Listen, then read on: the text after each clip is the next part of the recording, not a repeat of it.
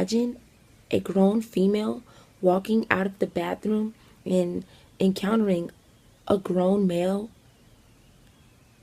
I feel like she would be super uncomfortable, and questions may go through her head as whether they have intentions on raping her, or if they had intentions on in having been given a sexual assault. There's so many things wrong with that picture. It is not a transgender right to be able to use that bathroom. That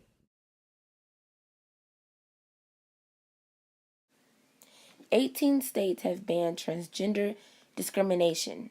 Can you believe what our world has come to? They have forgotten our religious beliefs throughout the years. As a child, I didn't have to worry whether I was going to encounter a grown man in the restroom.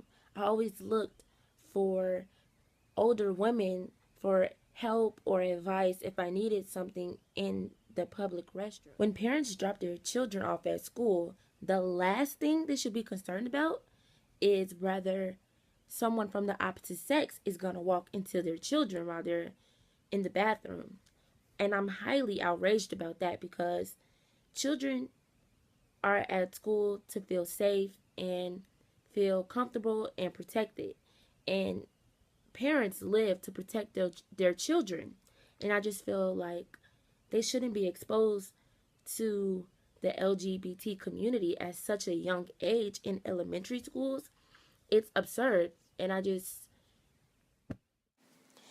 even though there haven't been many reports on issues regarding transgender people in their sex changed bathrooms, I feel as if that there is still some type of awkwardness and that it's just morally not acceptable.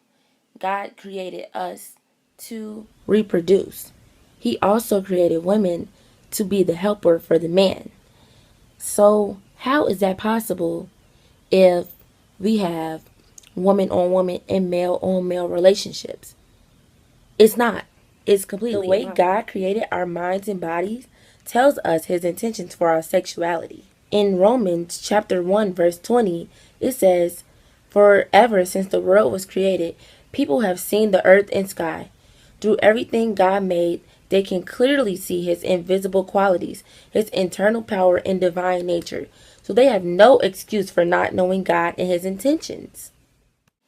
I can't even imagine having to explain the logistics of the transgender community to my younger brother and sister. They both grew up watching our parents exemplify marriage, which God had in store for them. They know that they were created by mommy and daddy and have expectations on doing the same when they get older.